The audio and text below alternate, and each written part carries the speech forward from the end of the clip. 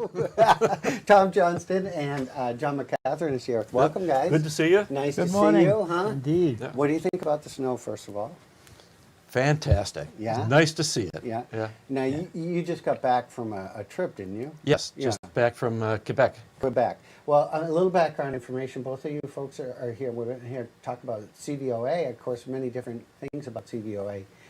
And one of the things is, of course, the trips. Was that a CVOA trip? Yes, it was. Well, tell Yes, us it was. more.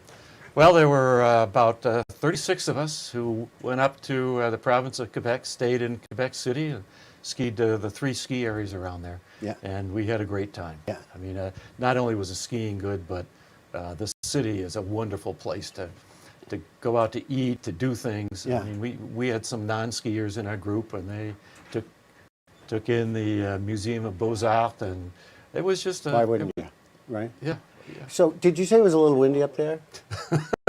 It was a little windy, Yeah, it was just like home. but yes, it Yeah. did. It felt like home. Yeah, there you go. Now, John, the CVOA, there's an original 9 people that put this organization. Am I correct? Can you give us background on that? Yes, I can. Like a lot of good things in Carrabassett Valley, it started with beer. Of course. Great. That it was in December of 1999. And a cocktail napkin. Well, yeah, I think there was. Yeah. And the Penobscot Indian Nations had shut down one half of the volume of the property in the town that they owned because they had concerns about the misuse and abuse of the property. As it turned out, I think there were a lot of contractors who had been working in on their property, leaving equipment and junk and stuff. And but in the process, they determined that it might be smart to shut it down for a while. And I went into Tefulio's on Friday night, where there's usually a gathering of locals, and a fellow by the name of George Abbott, who has hunted and fished and probably hit every pond and every acre of land around here over the years, was sitting very full on at the bar, complaining that he felt like he was being held captive in his own backyard. And we began to talk about the fact that the wonderful access that they had provided for all those years on that land had been shut down for a while. So we decided we ought to get together, take a look at the issues and see what we could do.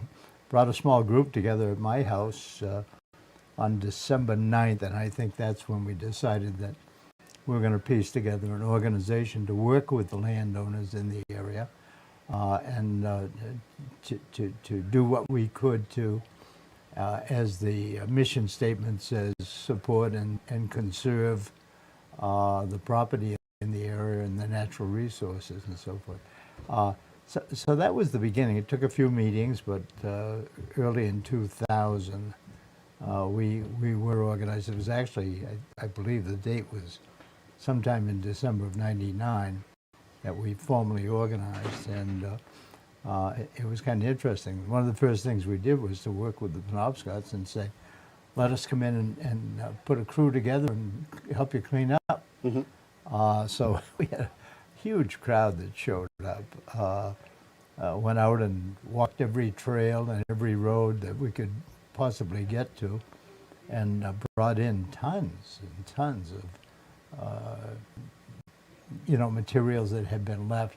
Most of it wasn't stuff that folks would carry on their backpack on a hike. You don't take a 5-gallon oil can with you when you go for a walk. Not generally. No, up Poplar Mountain. Yeah. And so I think that helped things get going, and it wasn't too long after that the Board of Selectmen were able to sit down and reestablish relationships with the Penobscot. And it's been great for many, many years, ever since really, up until a couple of years ago when, for other reasons, some political, that they decided once again to close down the property. And we've been attempting to work CVOA in the town, and so far there's nothing new there. But the original 9 were, let me see if I can get them all. Myself, Neil Trask, the late Neil Trask, Sure. Dick Crommett, now also gone, Paul Hularis, Annie Toole, Sherry Packard, Dick Crommett, I mentioned. I'm going to miss a couple here, but it was a group of essentially people down in the valley, all of whom had been using the properties over the years for hiking, biking, just enjoying it. It's expanded and expanded. So How many that was- members that was now from kind the of- original 9?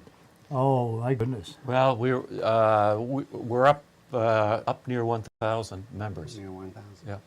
Caravaggio Valley Outdoors.org, .com, that's their website address. Stay with us. We'll be right back with more. CVOutdoors.com, that's their website.